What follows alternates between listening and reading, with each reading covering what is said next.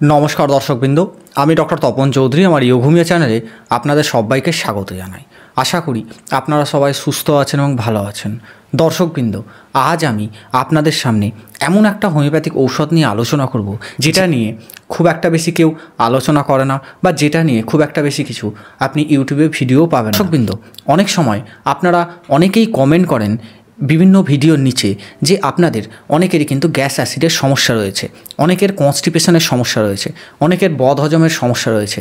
এতে আপনারা অনেক রকমের ঔষধ ব্যবহার করছেন বা করেছেন, এতে আপনারা ঠিকঠাক করে স্যাটিসফ্যাক্টরি যে রেজাল্ট পাওয়ার কথা সেটা কিন্তু পাচ্ছেন না।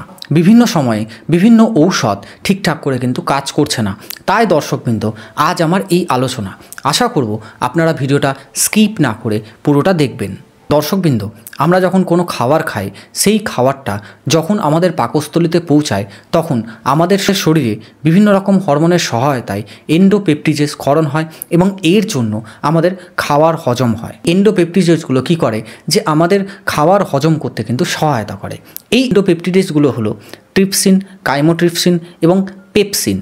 এই যে পেপসিন এটা নিয়ে আজকে আমাদের আলোচনা। দর্শকবৃন্দ এইগুলো কি করে যে আমাদের যে স্টোমাক আছে বা পাকস্থলী আছে সেখানে ক্ষরণ হয় এবং বিভিন্ন রকমের যে প্রোটিন খাবারগুলো আছে সেগুলো কিন্তু হজম করতে সহায়তা করে। এছাড়াও দর্শকবৃন্দ আমাদের পাকস্থলীতে দু রকমের সেল আছে বা দু রকমের কোষ আছে, একটা হলো চিপ সেল, একটা হলো প্যারাইটাল সেল। আমরা সকলেই জানি যে আমাদের পাকস্থলীতে খাবার হজম করতে কিন্তু হাইড্রোক্লোরিক অ্যাসিড দরকার বা HCl অ্যাসিড দরকার।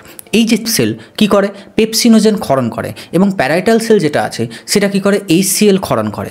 যখন HCl এর সংস্পর্শে পেপসিনোজেন নামক যে জিনিসটা সেটা যখন আসে তখন কি হয় যে এই পেপসিনোজেনটাই পেপসিনে কনভার্ট হয় বা পেপসিনে রূপান্তর হয়। এই পেপসিনটা কি করে যে প্রোটিন খাবারগুলোকে হজম করতে সহায়তা করে এবং আমাদের ক্ষুদ্রান্তে বা স্মল ইন্টেস্টাইনে এই খাবারের মধ্যে বিভিন্ন রকমের যে নিউট্রিশনসগুলো আছে বা বিভিন্ন রকমের যে উপাদানগুলো আছে যেগুলো কিনা আমাদের শরীরে প্রচুর পরিমাণে দরকার সেগুলোকে অ্যাবসর্ব করতে বা শোষণ করতে কিন্তু প্রচুর পরিমাণে সহায়তা করে।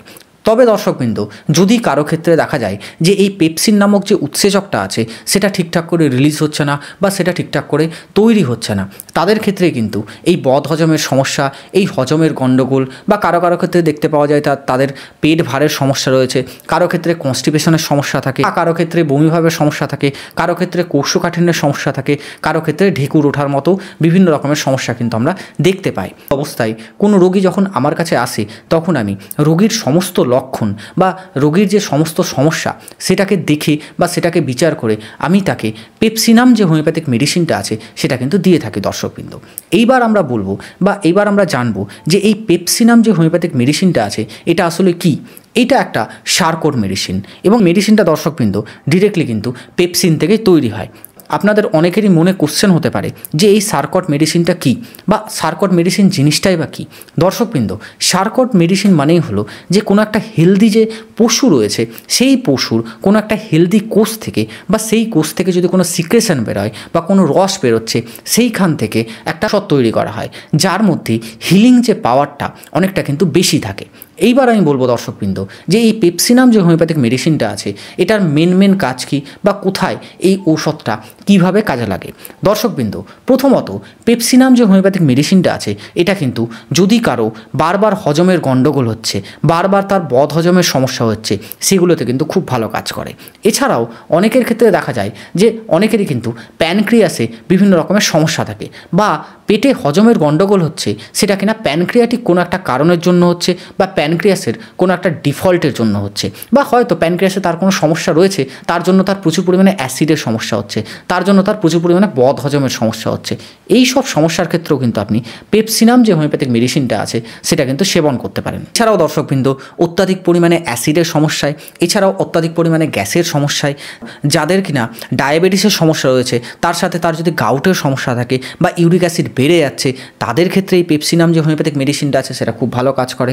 বাচ্চাদের ক্ষেত্রেও কিন্তু এই ওষুধটা খুব ভালো কাজ করে যারা কিনা জন্ম থেকেই আর্টিফিশিয়াল ফুডে বা ফুড খেতে অভ্যস্ত। যেমন ধরুন কোনো বাচ্চা জন্মালো, সেই বাচ্চা কিনা মায়ের দুধ ঠিকঠাক করে পাচ্ছে না, তার জন্য তাকে মার্কেট থেকে বিভিন্ন রকমের যে আর্টিফিশিয়ালি ফুডগুলো আছে সেগুলোকে সেবন করতে হচ্ছে। এতে কি হয় যে অনেক সময় বাচ্চাদের যে ঠিকঠাক করে নিউট্রিশন পাওয়ার কথা সেটা কিন্তু ঠিকঠাক করে হয় না, বাচ্চাদের পুষ্টিজনিত অনেক রকমের সমস্যা দেখা দেয়। এবং এর জন্য বা এর ফলে বা এই যে আর্টিফিশিয়াল ফুডটা যে অনেক দিন ধরে যে টেকিং করছে বা সে যে খাচ্ছে, তার জন্য তাদের যে একটা হজমের যে একটা শক্তি বা হজম শক্তি সেটা কিন্তু ঠিকঠাক করে উন্নত হয় না। তাদের ক্ষেত্রেও কিন্তু এই পেপসিনাম যে হোমিওপ্যাথিক মেডিসিনটা আছে এটা কিন্তু খুব ভালো কাজ করে। এছাড়াও দর্শকবৃন্দ, বয়স্কদের মধ্যেও কিন্তু এই ওষুধটা খুব ভালো কাজ করে। যাদের কিনা হজমের গণ্ডগোল রয়েছে, যারা অনেক দিন ধরে বিভিন্ন রকমের যে ঔষধগুলো আছে বা বিভিন্ন রকমের যে হজমের ঔষধগুলো মার্কেটে পাওয়া যায়, সেই ঔষধগুলো তারা অনেক দিন ধরে খেতে খেতে অভ্যস্ত হয়ে পড়েছেন এবং একটা সময়ে তাদের ক্ষেত্রে সেই ঔষধটা ঠিকঠাকভাবে কাজ করছে না, তাদের ক্ষেত্রেও কিন্তু এই পেপসিনাম যে হোমিওপ্যাথিক মেডিসিনটা আছে এটা কিন্তু খুব ভালো কাজ করে দর্শকবৃন্দ। এবং অনেক ক্ষেত্রে দেখা যায় যে অনেকে কিনা অনেক রকমের হোমিওপ্যাথিক ঔষধ সেবন করছেন।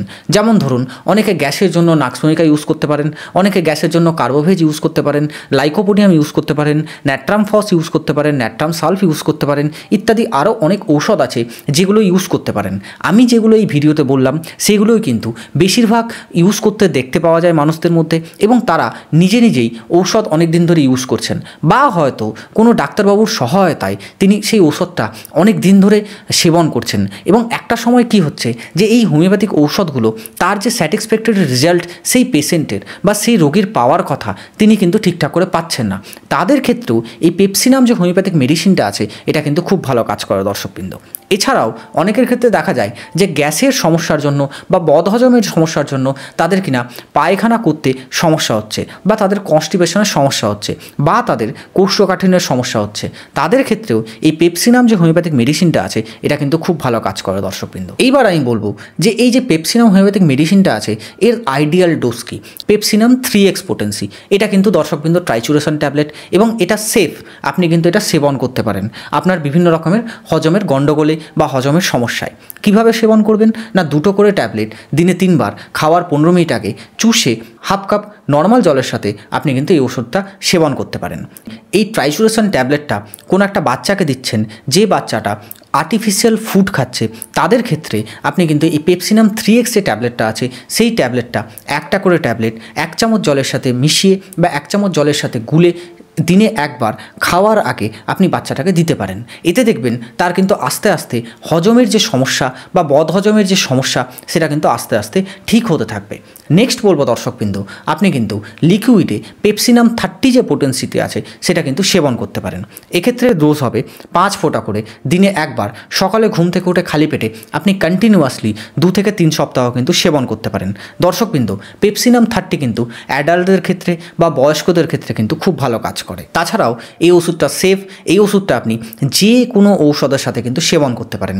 তবে আমি এটুকুই বলবো, যদি আপনি পেপসিনাম ঔষধের থেকে আরও ভালো বেটার রেজাল্ট পেতে চান তবে অবশ্যই আপনি কাছের কোনো অভিজ্ঞ চিকিৎসকের কাছে আগে পরামর্শ নিন, তারপরেই কিন্তু আপনি আপনার ক্ষেত্রে যে বেটার ডোজটা হবে সেটা সিলেক্ট করে আপনি কিন্তু সেবন করতে পারেন। আশা করব দর্শকবৃন্দ, আজকে যে আমি এই পেপসিনাম হোমিওপ্যাথিক মেডিসিনটা নিয়ে আলোচনা করলাম সেটা খুব ভালো লেগেছে এবং আপনাদের উপকারে আসবে। যদি ভালো লাগে বা উপকারে আসে অবশ্যই ভিডিওটা লাইক, কমেন্ট এবং শেয়ার করবেন। যদি আপনি এই চ্যানেলে নতুন হন অবশ্যই চ্যানেলটা সাবস্ক্রাইব করে পাশে থাকা বেল আইকনটা প্রেস করে দেবেন, যাতে যখনই আমি এরকম ইনফরমেটিভ ভিডিও আপলোড করব তখনই যেন আপনাদের কাছে দ্রুত নোটিফিকেশনটা পৌঁছে যায়। ভালো থাকুন, সুস্থ থাকুন, দেখতে থাকুন ইয়োঘুমিও চ্যানেল। দেখা হবে আবার নেক্সট কোনো আলোচনায় বা নেক্সট কোনো টপিকে। আজকের মতো ধন্যবাদ, নমস্কার।